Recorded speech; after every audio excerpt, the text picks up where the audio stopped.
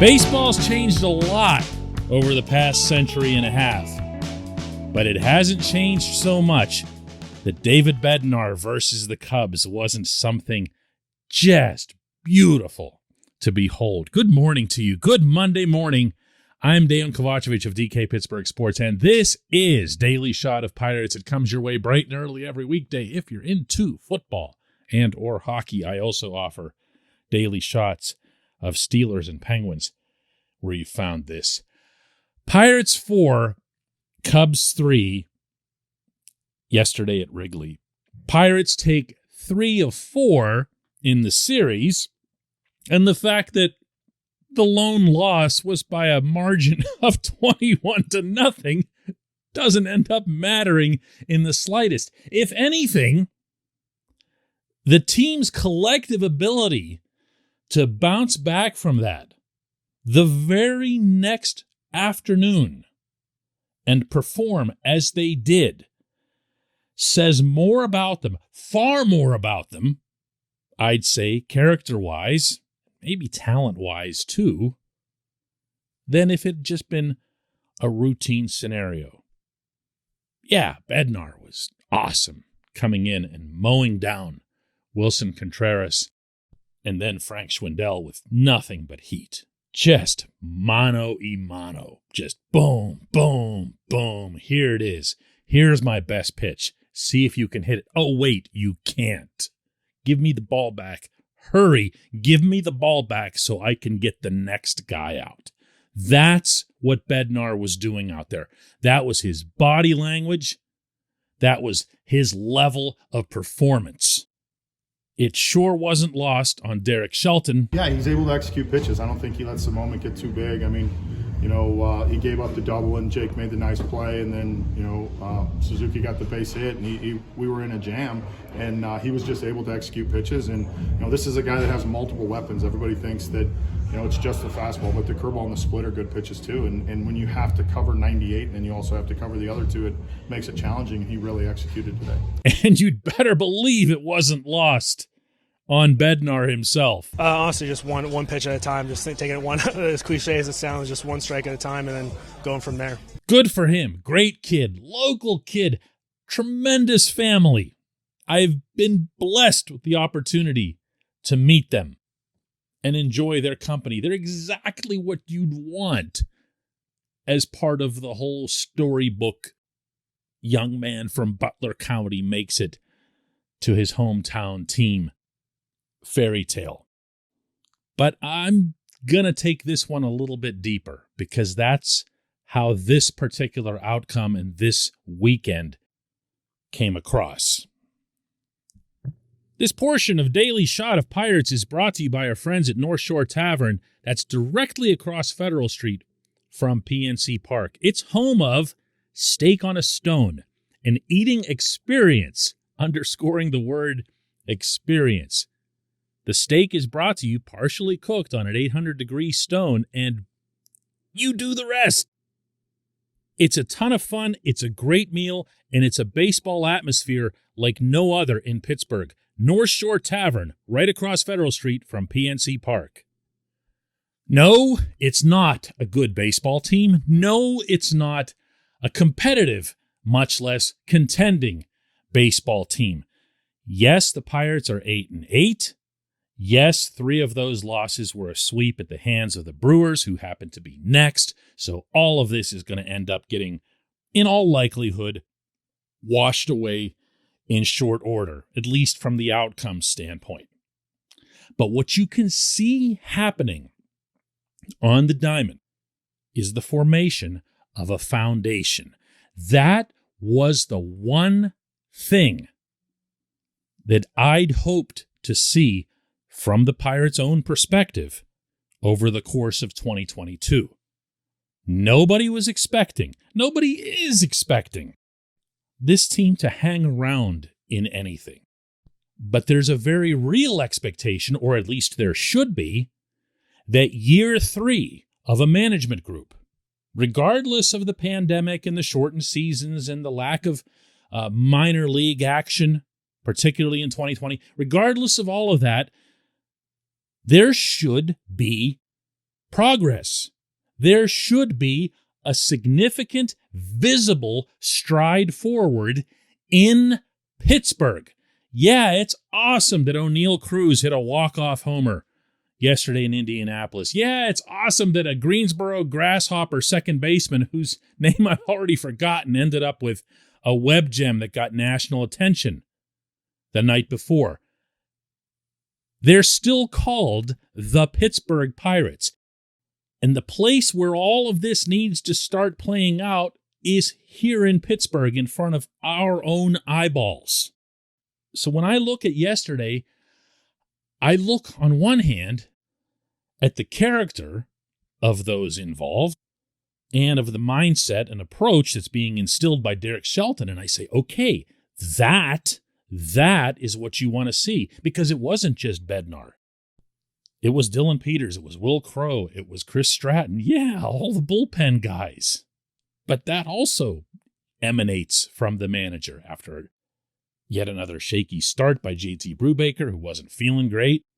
We also saw some timely hitting. We saw some hitting in volume. We saw some terrific defense. We saw some dubious defense, too.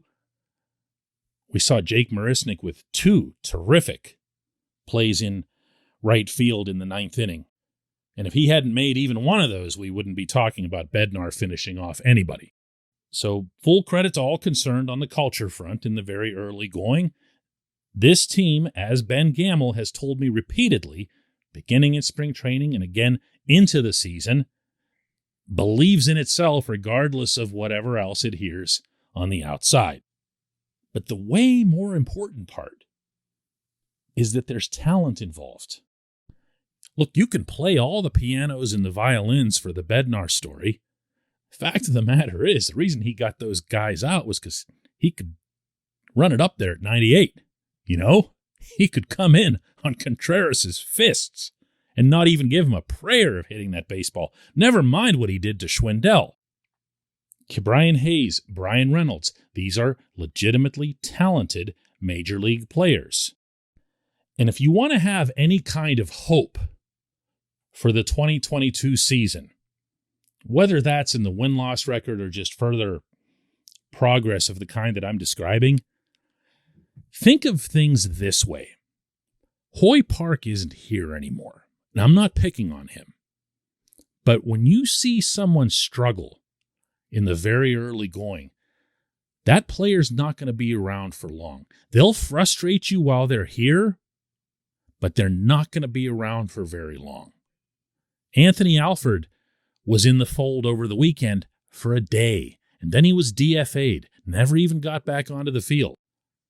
That's how the business of professional sports works, and yes, it does apply to the Pirates too.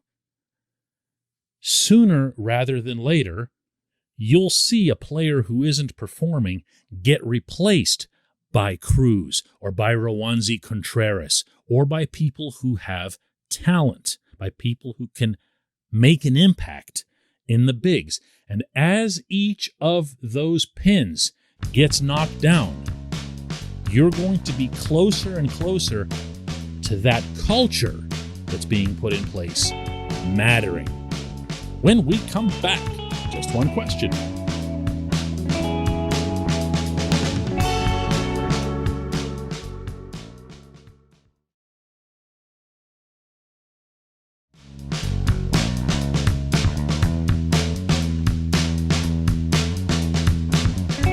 Welcome back. Time for J1Q. Today's comes from Joshua Froese, who asks, do you think the success of Chad Kuhl in Colorado will spell the end for Oscar Marin? No, I really don't, Josh. And look, I have not been impressed with Marin's work, to say the least. To date, I keep waiting for him to improve pitchers. That's ultimately what any coach's job is. At any level of any sport, is to take the talent that you have and make it better. There have been a handful of relievers, very obviously, who have gotten better. And that is at least partially to the credit of Marin. But it still holds true, as it has for 100+ years, that a pitching coach is evaluated first and foremost on his impact on the starting rotation. The Pirates' rotation, of course, has been, continues to be, a catastrophe. That needs to turn around. Now, you're right that the last thing that you'd want to see in that context is to have a starter leave the Pirates and then magically find his way, never mind doing so in the mile-high atmosphere in Denver. But to date, Chad Kuhl, a great kid who, by the way, you'd never root against, in 3 starts, has been charged with 2 earned runs over 16 1/3 innings, 13 strikeouts, and you can look at that and say, wow, that's awesome. He's been found, except that we've seen that in Pittsburgh too. We saw it even late last season. What you always have to watch for with Kuhl before, anointing him as some sort of successful reclamation project elsewhere is the control. And in his most recent outing, half of his pitches were balls. And against those 13 strikeouts, he had 7 walks. And again, I'm not saying this to deliberately knock him. This is one of the friendliest, most gregarious people you'll ever meet in any walk of life. There's not a bad syllable anyone's ever spoken about Chad Kuhl. And coming back from Tommy John surgery, you wish him nothing but the best wherever it is that he goes. But it's been 3 starts, and the command isn't fully there yet, if it ever will be with him. That's always, always, always been his issue. It's never been stuff. It's never been his ability to strike people out. It's been his ability to put the ball where he wants to put it on a consistent basis.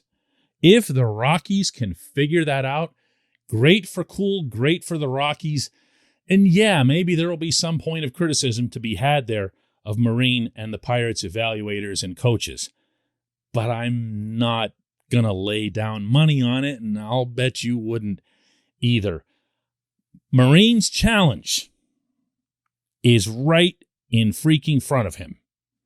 He has too many starters who get too few innings and give up too many runs.